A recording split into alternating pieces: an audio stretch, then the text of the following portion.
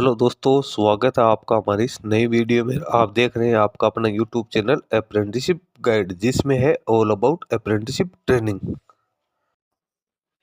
दोस्तों, इस वीडियो में अपन बात करेंगे महानदी कोल फील्ड्स लिमिटेड, जो कि गवर्नमेंट ऑफ इंडिया का एक एंटरप्राइज है जो कोल इंडिया के अंडर में आता है। इसके द्वारा यहाँ पे रिक्रूटमेंट ऑफ वेरियस पदों के लिए निकाली गई है। जिसका ऑफिशियल नोटिफिकेशन है वो इसकी ऑफिशियल वेबसाइट www.mahanadi.coal इनके ऊपर है, वो पब्लिश कर दिया गया। यहाँ पे जो रिक्रूटमेंट निकल के आई वो टोटल 500 पदों के लिए निकल गई। असिस्टेंट फॉरमेयर के पदों के लिए यहाँ पे रिक्रूटमेंट निकाली गई। टेक्नीशियन के पदों के लिए यहाँ पे रिक्रूटमेंट है वो यहाँ पे निकल के आई है। तो इसका नोटिफिकेशन है वो 16 अप्रैल 2026 को इसकी ऑफिशियल वेबसाइट पे पब्लिश किया गया। Employment notice for open and direct recruitment assistant foreman electrical training TNS grade C and technician electrical training category third की वैकेंसी यहाँ पे निकाली गई। जिसका एप्लीकेशन फॉर्म है वो 7 मई 2026 से लेकर 28 मई 2026 के बीच में है, वो भरा जाएगा। वैकेंसी है यहाँ पे परमानेंट रिक्रूटमेंट निकल गई, ओपन मार्केट रिक्रूटमेंट ये निकालेगी। इसका ऑफिशियल नोटिफिकेशन ऑलरेडी मैंने यहाँ पे डाउनलोड कर लिया। नोटिफिकेशन का नंबर है 311 और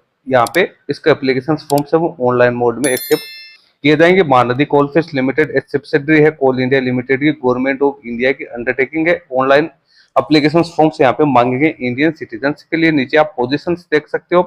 असिस्टेंट फॉरमेयर इलेक्ट्रिकल ट्रेनिंग को 47,330 रुपए पर मंथ सैलरी मिलेगी। इसकी 150 वैकेंसी है वो निकल गई है। Technician electrician training category third E&M में कैंडिडेट को 1583.32 रुपए हर दिन मिलेंगे, पर डे के हिसाब से मिलेंगे। टोटल 350 वैकेंसी है वो यहाँ पे निकल के आई है। तो ये तो हो गई वैकेंसी की बात 500 पदों के लिए। अब eligibility criteria assistant foreman electrical के लिए डिप्लोमा है इलेक्ट्रिकल इंजीनियरिंग में मिनिमम 3 साल का होना यहाँ पे जरूरी है, या इलेक्ट्रिकल या इलेक्ट्रॉनिक्स इंजीनियरिंग में कैंडिडेट के पास में डिग्री होनी जरूरी है। टेक्नीशियन इलेक्ट्रीशियन में मेट्रिकुलेशन या इसके इक्विवेलेंट पास आउट होना जरूरी है। ITI 2 साल का कैंडिडेट के पास में NCVT या SCVT का होना जरूरी है। 1 साल की अप्रेंटिसशिप ट्रेनिंग या ऑन जॉब ट्रेनिंग या प्रैक्टिकल वर्क एक्सपीरियंस कैंडिडेट के पास में होना जरूरी है। इसके साथ ही LT permit under IE rules mines 440 से 550 वोल्ट माइनिंग पार्ट परमिट है वो कॉम्पिटेंट अथॉरिटी के द्वारा जारी किया हुआ ऐसा सर्टिफिकेट आता है वो आप लोगों के पास में यहाँ पे होना जरूरी है। एज लिमिट की गणना 28 मई 2026 के अकॉर्डिंग की जाएगी। कैंडिडेट की मिनिमम एज यहाँ पे 28 मई 2026 को 18 वर्ष और मैक्सिमम 30 वर्ष यहाँ पे रखेगी।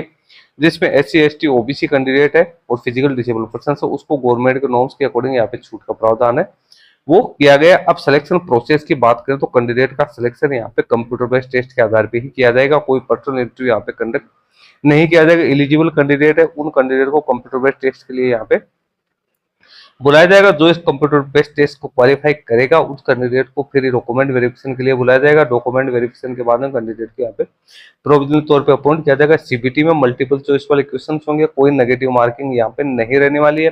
इसके साथ ही इसका जो पेपर है उसकी लैंग्वेज भी इंग्लिश और हिंदी रहने वाले है। CBT टेस्ट में 2 पार्ट होंगे, 100 नंबर के होंगे। पार्ट A है वो आपके जो क्वेश्चन है आपके जनरल अवेयरनेस एप्टीट्यूड के रिगार्डिंग है वो आपको 20 क्वेश्चन से देखने को मिलेंगे। प्रत्येक क्वेश्चन से 1 नंबर का। पार्ट B है वो आपका जो कंसर्ट टेक्निकल नॉलेज है उससे जुड़े हुए होंगे। इसके 80 क्वेश्चन है वो आपको देखने को मिलेंगे। इस CBT एग्जाम का जो शेड्यूल है वो इसकी ऑफिशियल वेबसाइट पे आपको देखने को मिलेगा। इसका रिजल्ट है वो भी आपको यहीं पे देखने को मिलेगा। मिनिमम क्वालिफाइंग मार्क्स है वो अनरिजर्व है यदि जनरल और इरेगुलर कैटेगरी कैंडिडेट के लिए 45 मार्क्स है, OBC NCL के लिए 40 और SC ST कैंडिडेट के 35 मार्क्स वो कैंडिडेट को प्राप्त करने जरूरत है। 3 गुना कैंडिडेट को CBT एग्जाम में पास आउट किया जाएगा। उसके बाद डॉक्यूमेंट वेरिफिकेशन के लिए कॉल किया जाएगा और उसके बाद कैंडिडेट को यहाँ पे है वो फिजिकली फिट होने के बाद कैंडिडेट को यहाँ पे ज्वाइनिंग है वो दी जाएगी। कैरियर ग्रोथ में आप देख सकते हो क्या क्या कैरियर ग्रोथ रहेगी, क्या आगे आगे बढ़ने के चांसेस रहेंगे, उसके बारे में आप लोगों को डिटेल्स दे रही है। Instructions before filling up of application, तो आप लोगों के पास valid email ID mobile number यहाँ पे होने जरूरी है क्योंकि रजिस्ट्रेशन के टाइम पे आप लोगों के लिए जरूरी रहेगी। टेस्ट सिटीज है वो कहाँ कहाँ रहने वाली है तो उसके बारे में भी आपको यहाँ पे डिटेल्स है वो दे रखी है। मैक्सिमम 3 सिटीज में ये है कंडक्ट करवाया जाएगा। ऑनलाइन एप्लीकेशन रजिस्ट्रेशन है वो आपको इसके कैरियर सेक्शन में ही जो लिंक देखने को मिलेगा जो कि अभी एक्टिवेट नहीं है। 7 मई से एक्टिवेट होगा तो 7 मई से आप इसमें अपना एप्लीकेशन फॉर्म है वो सबमिट कर पाओगे। इसके लिए आपके पास ईमेल आईडी होनी जरूरी है, mobile number, personal education qualification की डिटेल, स्कैन कॉपी 10th के मार्कशीट, आप लोगों के ITI डिप्लोमा डिग्री की मार्कशीट स्कैन कॉपी है वो वैलिड कम्युनिटी सर्टिफिकेट की आप लोगों के पास में होना जरूरी है। इसके अलावा वर्क एक्सपीरियंस वगैरह जो भी आप लोगों से यहाँ पे मांगे गए, रिसेंट फोटोग्राफ है, सिग्नेचर है, तो सब आप लोगों के पास में यहाँ पे होने जरूरी है। उसके बाद आप अपना एप्लीकेशन फॉर्म यहाँ पे सबमिट कर सकते हो। 28 मई 2026 को 11:50 तक। एप्लीकेशन फी 1000 प्लस 180 रुपए जीएसटी रखी गई है।